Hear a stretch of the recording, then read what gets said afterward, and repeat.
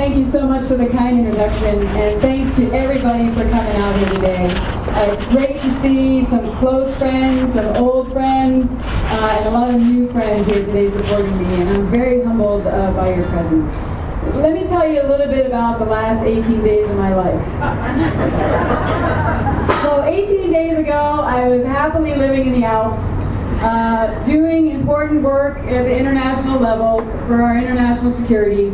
We were actually teaching a seminar on the Arab Spring where we had senior officials from all over the world coming together to come to a common understanding of how we can help deal with the challenges that have come from the transitions in a key part of the world.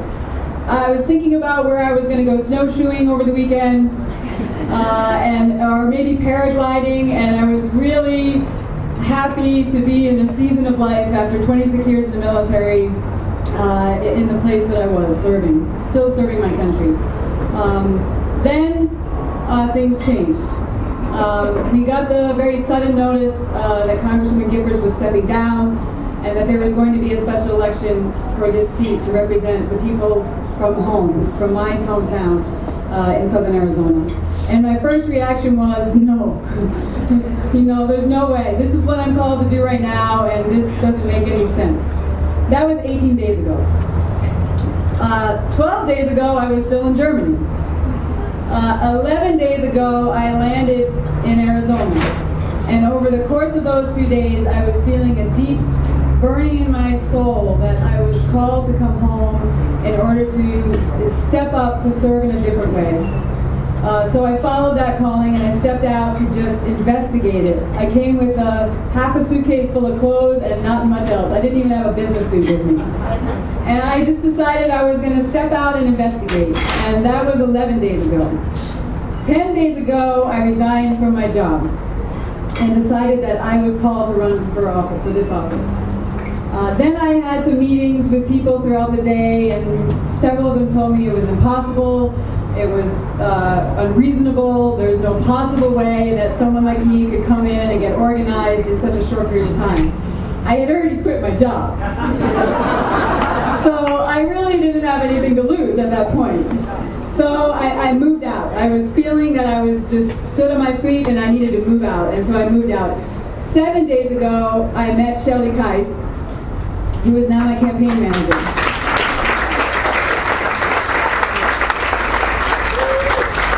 So 7 days ago, you guys, 7 days ago, I didn't even have a place to live 7 days ago, actually, because my house is being rented out right now.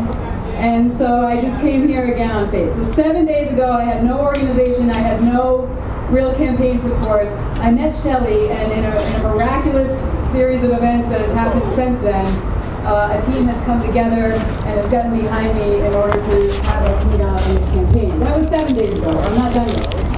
5 days ago, I found a place to live. So that's a good thing, right? 2 days ago, we had a team of an amazing number of people, some of which I'm surrounded with right now, that I didn't even know before, that have come together. They are excited. I'm humbled by their excitement, but they are excited and supportive, and they truly believe that I can win this seat. And that was 2 days ago, okay? So 18 days ago, I'm happy in the Alps. 2 days ago, we have an entire team that's been assembled. And so here we are today. And today, with all of you here, I am formally announcing that I am a Republican candidate for the special election in CD-8.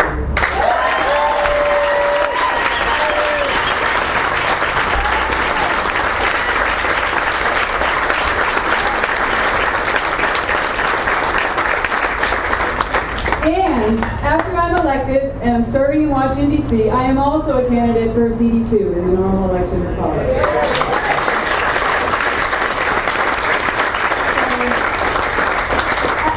I've left everything behind. I've left my dog, my cars, everything I own. Everything is in Germany. So I am stepping out in faith. And many people have asked, why are you doing this? Why are you running? And my first answer is what I just described to you. I'm running because I feel called to do this. It is a very strong calling. It's not my idea. I was not seeking it. it was seeking me, and I very strongly feel that this is what I'm called to do, and I need to be faithful to that calling, and I need to step out. That is the number one reason why I'm running. The second reason I can share with you is that I believe that our nation and our community is a very critical time.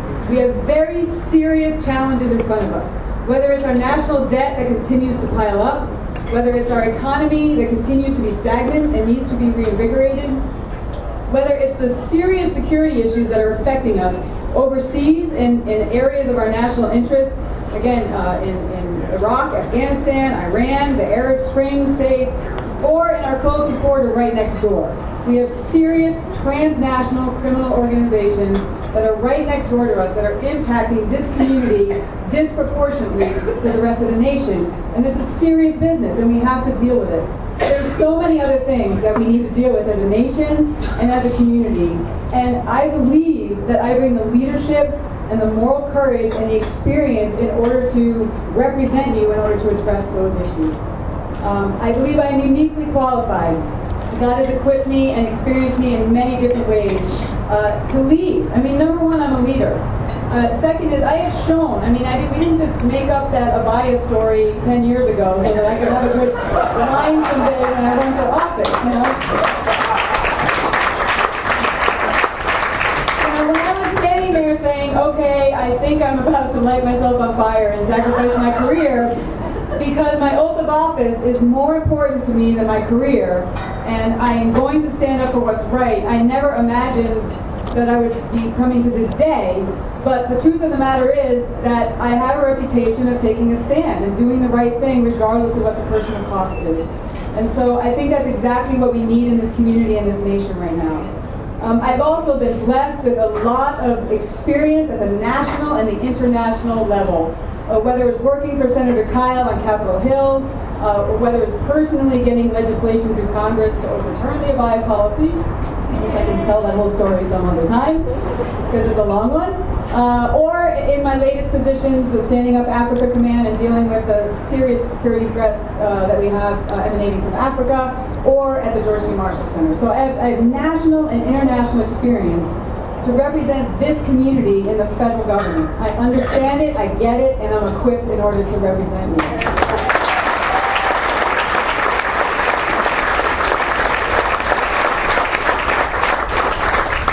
So, a lot of people I'm hearing like, well, nobody knows who's Martha McSally. That was the first article out. Who's Martha McSally? I'm sure many of you who I've just met will be discovering that through the next coming weeks. And think about it. If God could put my campaign, together in 10 days, I mean, He created the world in 6 days, right? So He could obviously, it's easy for Him to put my campaign together in 10 days. And I mean, we've got like 68 days till the primary, I mean, that seems like a really long time on this scale of time. No, but seriously, I mean, I know there's that question, who's Martha McSally? I'll tell you right now, and I hope you can see it. What you see is what you get. I'm not a politician, I'm a public servant. I've been a public servant since I was 18. I am authentic, I'm genuine. You may not agree with me, but I'm at least going to be honest with you, and I am who I am. And so hopefully we can at least agree to disagree, but still I can have your trust. I'm a warrior. I'm a leader.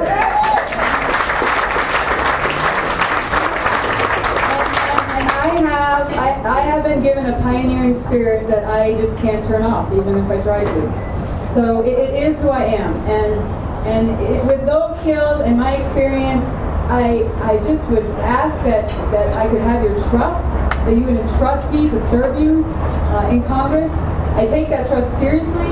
I want to be a good steward of that trust. I am not a politician, so I look at this like I'm not asking you to empower me, but I am asking to empower you so that we can work together to make some things happen. Because this is our government.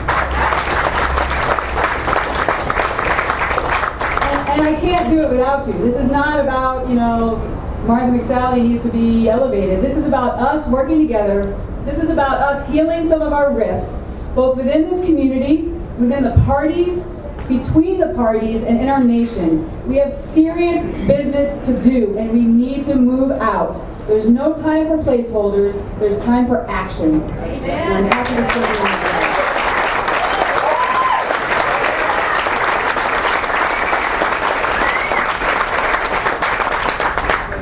I'm happy to take any questions.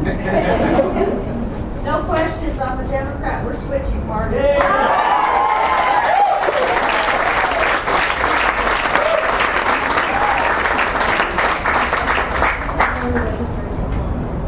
Yeah, here's our commercial. We have voter registration forms here and we have petitions here. So our first battle in the war is to get the petitions to get on the ballot. And so we're excited to, again, bring our army of volunteers together in order to help us move out and get me on the ballot. So. I have one, not question, but a comment. Please, if nothing else, do not talk about any other candidates. Tell us about you.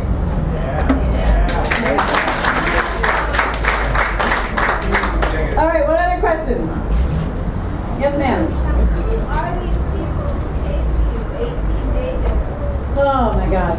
Yeah. No, not 18 days ago. I was in the Alps 18 days ago. That was actually between 7 and 2 days ago. Sorry. Yeah, so, yeah, I want to introduce Shelly. Shelly, you want to introduce our team?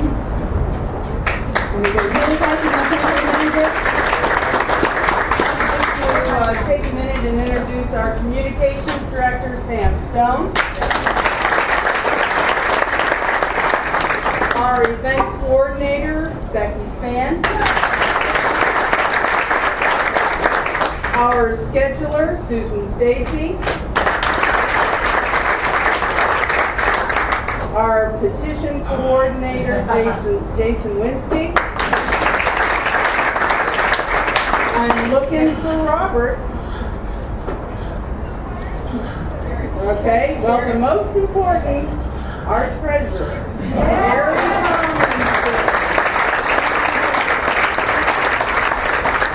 And there's a lot more to the team. Ellie, I see you back there. There's our bank support, people who have come together to make appointments with us when it almost wasn't possible. But most important of all, our candidates.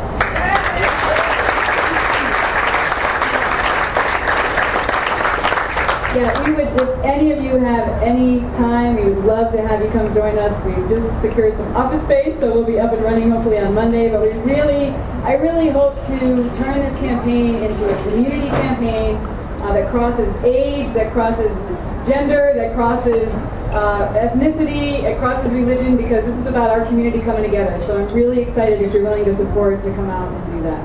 What a great Arizona birthday present.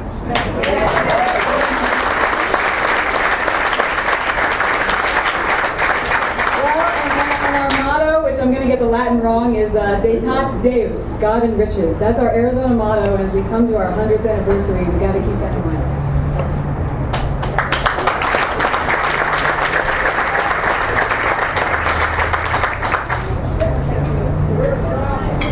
And I hope you will all stay and continue to enjoy the food and join us for lunch. Have a chance to chat with Martha.